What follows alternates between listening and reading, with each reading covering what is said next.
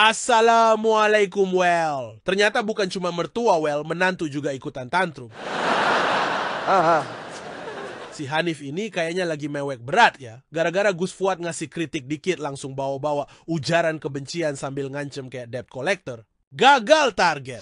Karena sebab belakangan ini ada sekelompok orang yang mendekati Lebaran di bulan Ramadan, bukannya makin sadar, malah makin gencar menyebarkan ujaran kebencian atas nama suku.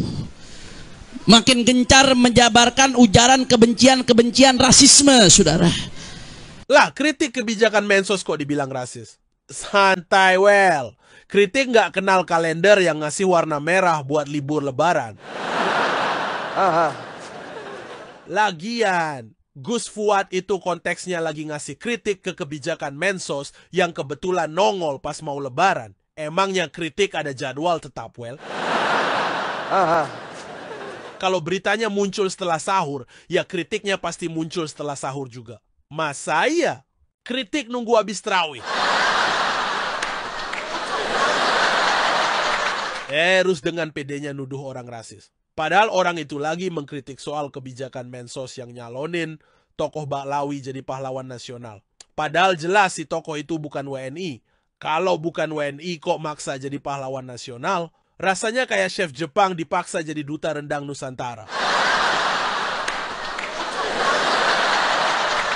Bahkan kita sini udah bersatu, udah merdeka, udah menyatakan satu Indonesia, tapi ada yang mengotak-kotakan. Bahkan belakangan ini ada yang menghina satu ulama besar yang punya jasa besar di timur dan tengah Indonesia, yaitu Al-Habib Sayyid Idrus Salim Al-Jufri, pendiri Al-Khairat. Lah, kan bener si Hanif ini lagi melipir sambil nyari celah. Ujung-ujungnya mau ngedrop kasus Idrus Salim Al-Jufri yang lagi dihujat rame-rame sama netizen muslimin dan non-muslimin senusantara.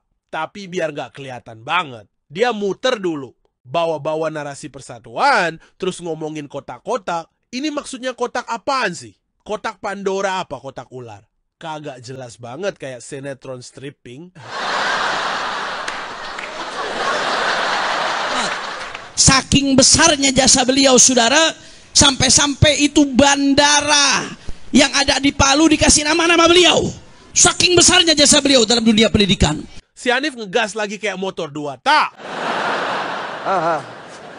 Jasa besar bukan berarti kebal kritik, Well. Kalau semua yang punya jasa dikeramatkan, nanti nggak ada yang berani buka suara. Ngomong dikit langsung dianggap durhaka. Lo ini kayak orang kebanyakan nyedot tembakau gorila. Sampai lupa sama kasus mertuamu yang bilang Pancasila Soekarno ketuhanan ada di pantat. Terus lo bilang bandara dinamain sebagai bukti kebesaran. Lah, jadi semua nama bandara di Indonesia nggak boleh dikritik. Besok-besok Soekarno-Hatta nggak boleh diprotes juga dong. Gara-gara macetnya kayak antrian sembako. Tapi kayaknya sih bukan jasanya yang besar, tapi bandaranya yang besar. Tapi apa yang terjadi, saudara? Ada sekelompok orang yang dengan enaknya menghina beliau, merendahkan beliau, nggak tahu apa jasa beliau, yang membangun ratusan madrasah di Sulawesi di saat itu keadaan masih sulit, kendaraan masih sulit, jauh dari ibu kota, tapi beliau berjuang mencerdaskan rakyat Sulawesi, rakyat Maluku, dan Indonesia Timur dan sekitarnya, saudara. Nif, sini gua ajarin ya, dengerin baik-baik. Masalah Idrus Al-Jufri itu bukan soal jasanya, bukan juga gara-gara Bandara Mutiara dikasih nama beliau. Masalahnya ada di regulasi, paham? Negara ini udah punya aturan jelas siapa yang pantas dijadiin pahlawan. Dan faktanya Idrus Al-Jufri itu bukan WNI. Titik, nggak pakai koma. Kalau modal jasa pendidikan doang bisa jadi pahlawan, berapa banyak kiai di Jawa, Sumatera, dan daerah lain yang juga berjasa lebih gede dengan lingkup nasional?